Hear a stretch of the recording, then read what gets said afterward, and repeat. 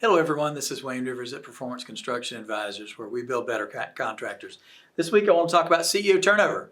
The CEO turnover surge is a wake-up call for infrastructure leaders. This is from Forbes. So I thought, wow, this is really interesting. Not only is it a national publication, but it also addresses specifically our market. So it's written by Khaled Naja, who is the CEO of Core Group Partners. And he says in the article, a record number of CEOs have exited their posts in the past year. I think we've echoed this in the past. Now, what about this is important to you? Well, any number of you are infrastructure people. You're heavy civil contractors. But it applies to all contractors, doesn't it? It doesn't matter exactly what sector you're in. So let me read quickly what he begins writing about.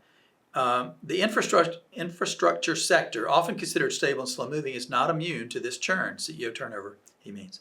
In fact, we may be more vulnerable than we think. The turnover doesn't just affect leadership, it ripples through long-term projects and public trust. Infrastructure initiatives span years, even decades, and frequent CEO changes can disrupt momentum, delay critical timelines, and raise concerns among government partners and communities alike. For an industry where consistency underpins success, leadership volatility is a real risk to delivering public outcomes. We sit at the intersection of government, capital markets, and public trust. Wow, that's really well said. While commercial CEOs face market fluctuations, infrastructure executives wrestle with aging systems, public scrutiny, and the paradox of being asked to do more with less and do it much faster. Dirty little secret, that's all contractors, not just infrastructure. Infrastructure leaders don't just manage assets, we manage public outcomes. So really a good wake-up call, you might say, that our industry potentially, because projects last long, sizable projects last longer than ever before potentially, and succession and turnover represents a real risk. Okay, why does he say there's a turnover spike? He says five things. He said four things. I'm going to add one. Funding volatility is one of them. Agree. Sector disruption. That's all. He also made the note that infrastructure contractors are often diversified.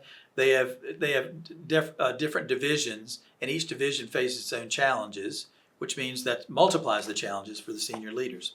Time compression, that's a fact in every element of construction. Talent challenges, we've talked about that before. And the one that I add is simple demographics. If the speaker at AGC 2 years ago was right, and the average construction CEO is 61 years old, well, that was 2 years ago, so let's make it 63. Well, then simple demographics means that there's going to be more turnover at the CEO level.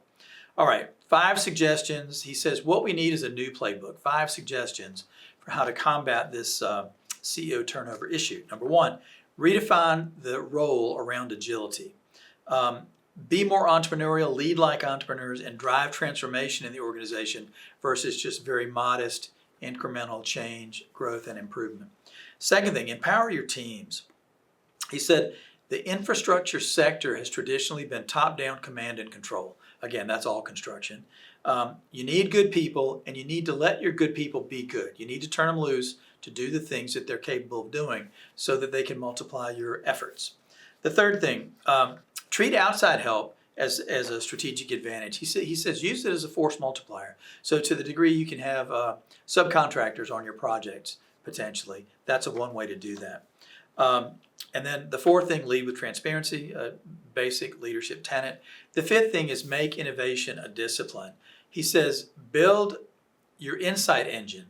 Like for example, if you're a web organization, it could be click-throughs, or if you're a manufacturer, it could be throughput. But develop your own insight engine, what we might call a dashboard, so that you can track the innovations that you're making and the impact they're having on your organization.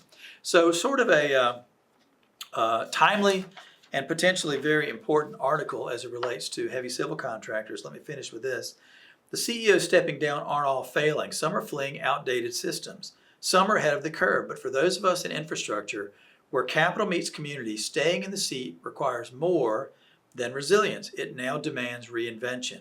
We're not just managing projects, we're shaping the communities and economies of tomorrow. Take it to heart. Let me know what you think. Rivers at performanceconstruction.com. And this is Wayne Rivers at PCA, where we build better contractors.